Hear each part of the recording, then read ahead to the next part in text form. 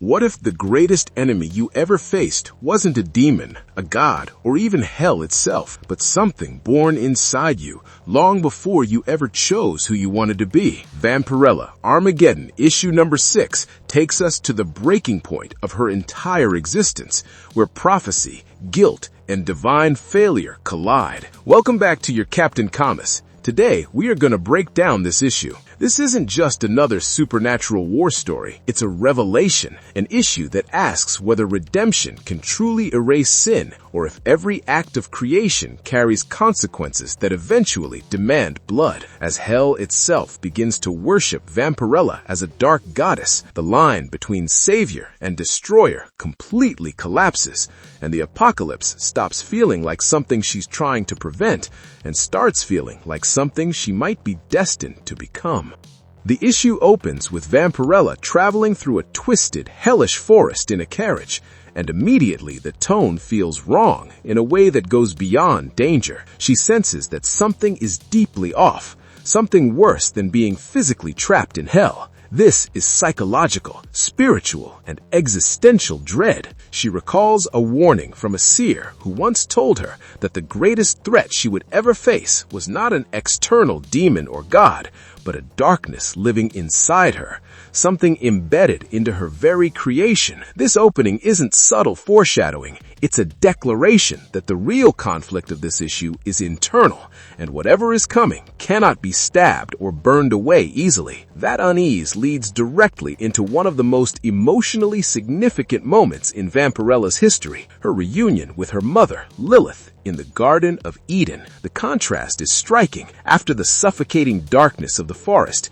Eden is vibrant, peaceful, and alive with symbolic beauty. Animals move freely, the colors are warm, and for the first time in the issue, Vampirella isn't bracing for an attack. Lilith greets her daughter with genuine affection, and there's a softness here that Vampirella rarely allows herself to experience. This isn't a villain meeting her weapon. This is a mother seeing her child after an unfathomable separation. The story then pulls back to retell Lilith's origin, grounding the entire issue in mythological tragedy. Lilith was the first woman created by God, meant to be Adam's equal, yet expected to be obedient. When she refused subservience, she was discarded and erased, replaced by another woman who would fulfill the role she rejected. Cast into darkness and forgotten, Lilith became something dangerous, not because she was evil by nature, but because she was abandoned and betrayed by divine authority. This reframes her rebellion not as pure malice, but as defiance born from injustice. In exile, Lilith did not simply fade away. She survived, thrived even, but her survival came at a cost. Fueled by anger and vengeance, she birthed monstrous offspring through unions with chaotic beings, unleashing horrors upon the world. Over time, however, the weight of her actions crushed her. The destruction she caused was not the freedom she imagined. Eventually, Lilith sought forgiveness, approaching her creator not as a rebel, but as a remorseful being, desperate to undo the damage she had caused. This transformation from wrath to regret is critical, because it explains why Vampirella exists at all. Vampirella was not created out of hate or rebellion. She was created as atonement. Lilith shaped her as a living weapon against the very evils she herself unleashed, a beacon of light forged from darkness. Vampirella's purpose was meant to be redemptive, not destructive. After a brutal battle against monstrous forces, Vampirella returns to the garden, where a mysterious figure questions her role. That question lingers throughout the issue. Is Vampirella truly a savior?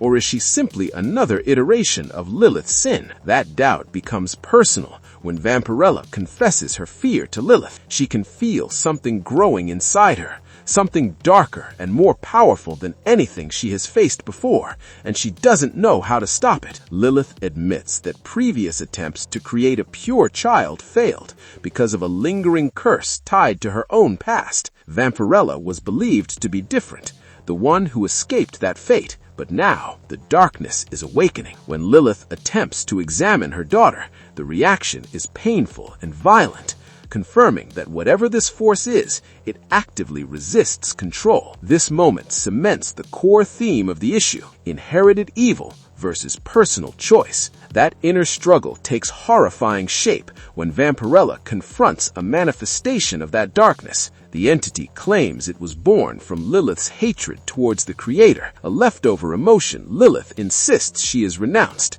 But the creature reveals a terrifying truth. It doesn't need Lilith anymore. It has been free, growing, feeding, and evolving on its own for a long time. Redemption cannot erase consequences, and the sins of the past do not simply disappear because someone regrets them. Vampirella awakens from this vision and terror, shaken by the declaration that it may already be too late. Traveling through a haunted forest with her companion, she struggles to process what she saw. Unsure whether it was prophecy, memory, or warning, their journey takes them to a devastated village, reduced to corpses and rubble. This isn't collateral damage from some grand war. This is the default state of the world. War and cruelty are not anomalies. They are constants. The sight only hardens Vampirella's resolve. Among the ruins, a dying man clutches a figurine and whispers devotion to a dark goddess, offering his life in her name. When Vampirella sees the idol, the horror becomes personal. The figure represents her, worshipped under the names Satyr and Circe. This isn't a misunderstanding or a cult built on lies. This is genuine belief. Vampirella is no longer just a warrior fighting darkness. She is becoming a symbol of it. Their journey leads them into the grim city of Sepulchre and its shadowy district known as the Menagerie, where supernatural creatures coexist in a criminal underworld. They seek a contact who can arrange illegal passage into hell. The atmosphere is dangerous, filled with werewolf-like beings and unsettling alliances. A younger character recognizes one of the creatures as Pops, injecting a strange sense of family into the chaos and reminding us that even monsters have connections and histories. That contact leads them to De Palma, a shady figure deeply embedded in infernal dealings. Securing passage to hell is no small favor, and the tension escalates quickly when his trench-coated enforcers block the group's path. The warning to leave is interpreted as a threat, and violence erupts. Werewolf allies tear through the guards with savage efficiency, mocking the carnage until an elder snaps them back to focus. This isn't about enjoying the fight. This is about survival and purpose. Inside, De Palma is already in the middle of a dangerous ritual involving a hell portal. The confrontation is laced with dark humor, but the stakes are deadly. Before any agreement can be finalized, chaos explodes. A robed man believes his destiny is being stolen.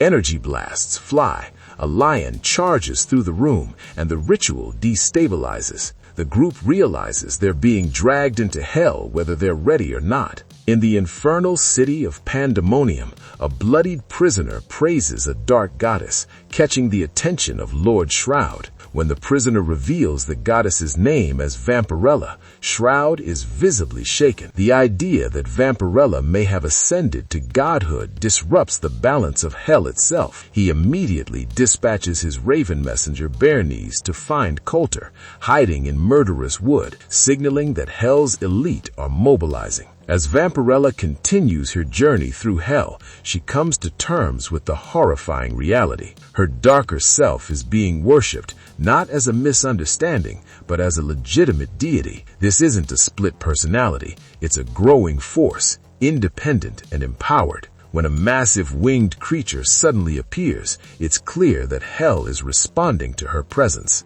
The sight of dragons besieging a castle only deepens her despair. This destruction isn't random, it's connected to her existence. Enraged and disgusted, Vampirella decides she's had enough. She will show hell what a real dark goddess looks like, not by hiding from that title, but by confronting it head on. Her companion hesitates, considering staying behind, but loyalty wins. He follows her into Murderer's Wood, a place inhabited by killers and damned souls, knowing that once you enter, there's no guarantee you come back. The issue ends with a raven searching for Coulter, only to find something far worse. Coulter has transformed into Hemorrhage, a monstrous being born of blood and rage.